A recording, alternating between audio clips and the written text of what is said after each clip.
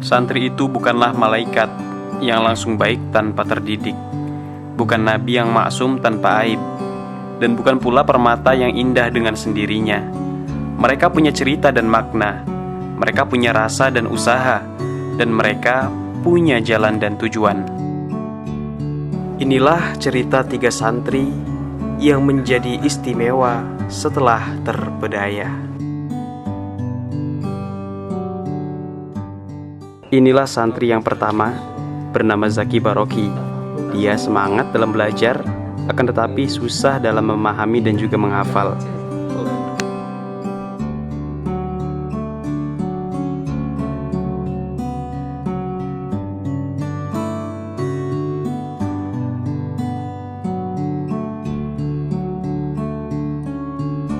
Dia merasa susah dan bingung.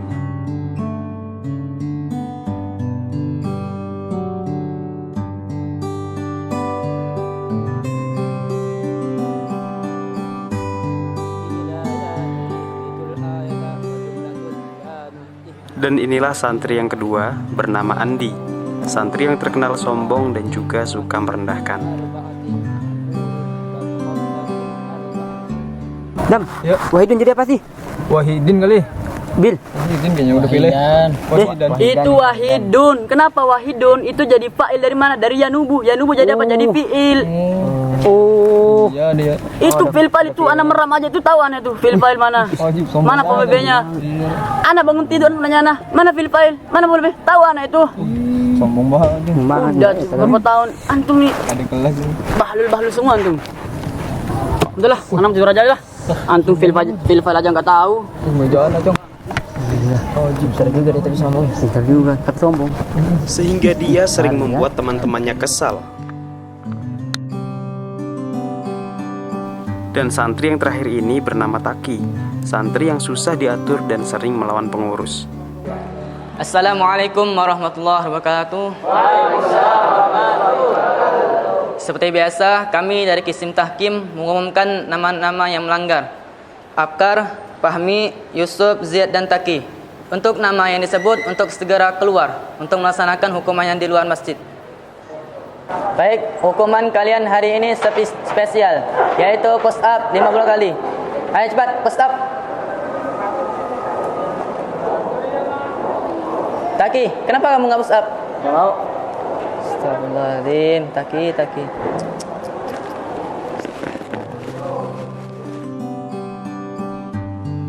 Zaki murung dan susah karena telah lelah dalam berusaha.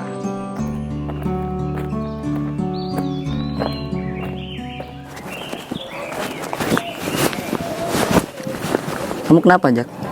Ini kak, ya dapat sebentar bilang lagi kak, hafal sebentar susah ngapal kak. Oh, kalau kamu mau ngafal itu gampang, ya, pahamnya juga gampang, maka antum ngafal harus dengan cinta. Jangan sampai kita ngafal itu dengan terpaksa, maka akan susah. Kita harus cinta sama ilmu, sama kitab. Kita yakin capeknya kita itu berpahala, seperti itu. Gimana caranya biar cinta dengan ilmu itu kak? Ya kalau kita mau cinta dengan ilmu, antum bacalah sejarahnya para ulama, ya kan, keutamaannya ilmu itu apa. Terus antum jadikan ilmu itu sehari-harinya antum, kegiatan antum sehari-harinya itu dengan ilmu.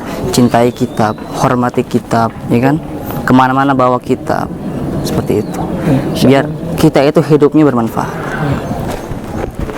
Ya udah, gitu aja ya. Semangat terus, jangan putus asa. Ya, suka nggak? Duluan ya, pulang dulu.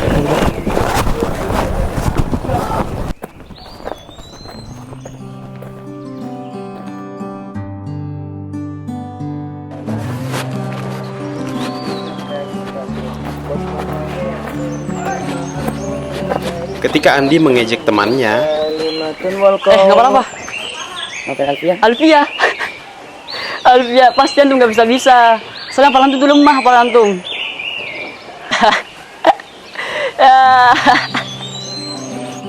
terlihatlah oleh kakak kelasnya. Aduh, nggak bisa aja hafal Alfia.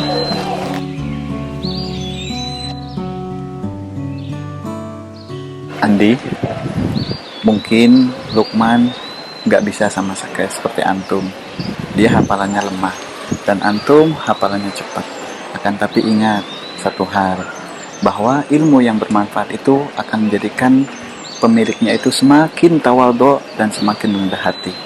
Dan ilmu yang tidak akan bermanfaat itu ilmu yang tidak akan mengantarkannya kecuali kepada kesusahan di dunia dan di akhirat. Sekarang Luqman yang hafalannya lemah bisa jadi ada di surga gara-gara dia sabar. Dan antum sekarang yang cerdas bisa juga berada di neraka gara-gara kesombongan yang antum miliki. Maka janganlah jadi orang yang merugi.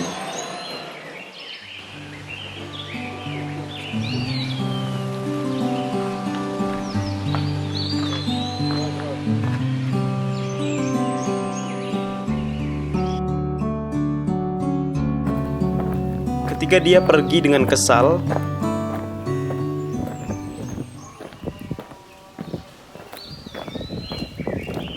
bertemulah dia dengan pengurus yang sedang berjaga. Hei, kok balik duluan sih? Gak ikut hakim dah? Apa tujuan antum ke pondok? Pasti mau lebih baik. Sama. Makanya, senak-anakalnya Ana tetap nurut. Ana kalau dihukum nurut. Kenapa? Karena kalau enggak, Ana nggak bisa baik selamanya. Antum yang bener.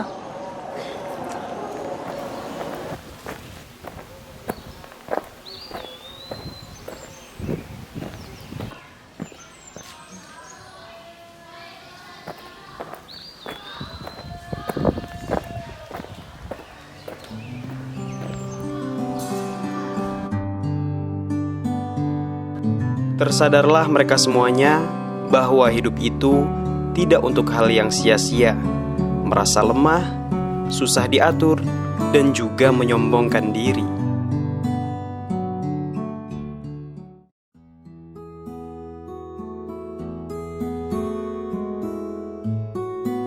Ilmu itu bukan hanya yang dihafal dan dipahami saja, akan tetapi dirasakan juga. Memang benar, menuntut ilmu itu harus capek dan lelah, akan tetapi bukan berarti kita juga harus murung dan susah.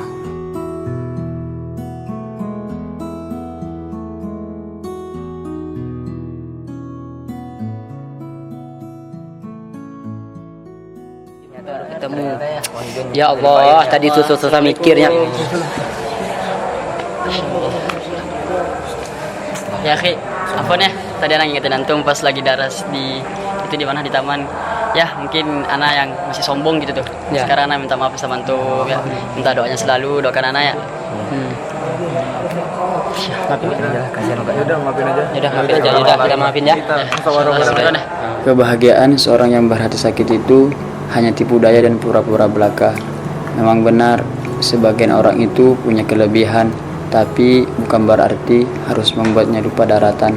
Shrabu wa la tusrifu innahu. Waalaikumsalam. Alhamdulillah khair. Karena datang ke sini buat minta maaf kan temen ya. Iya. Karena Ana susah diatur. Ya sama-sama. Ya, Ana susah banget diatur sama antum. Ya. Ana ke sini minta keikhlasan antum buat alhamdulillah Ana punya teman kayak antum yang Ya, sering ngingetin Ana insyaallah. walaupun Ana ya cengkaliun ya. Iya. Seorang yang jujur dalam kebaikan, pasti dia akan sadar bahwa dirinya tidak mungkin harus terus terjerumus dalam lubang yang sama. Memang benar, menjadi orang baik itu tidak mudah, tapi bukan berarti kita harus menyerah. Merenunglah tentang hidup sebelum engkau termenung karena hidup. Hidup cuma sekali, jangan susah karena gengsi dan menua tanpa arti.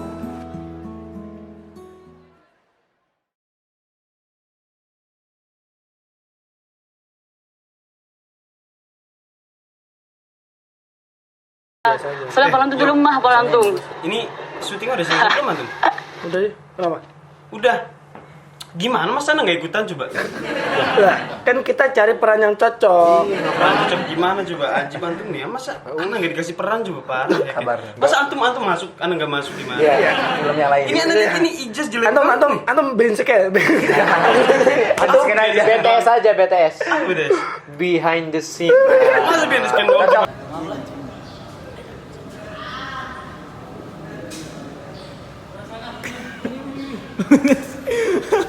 Antumnya, ada orang kabur tuh. Yo masuk.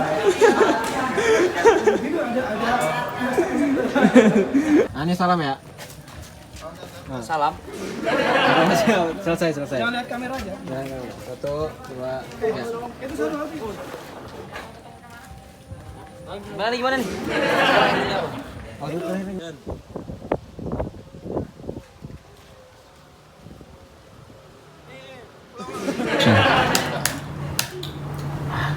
Ngedit sehari gimana selesainya kayak gini? Nggak usah. Nggak perlu. Udah minum tadi, udah minum. Benar. Ah, Enak loh. iya sih enak juga.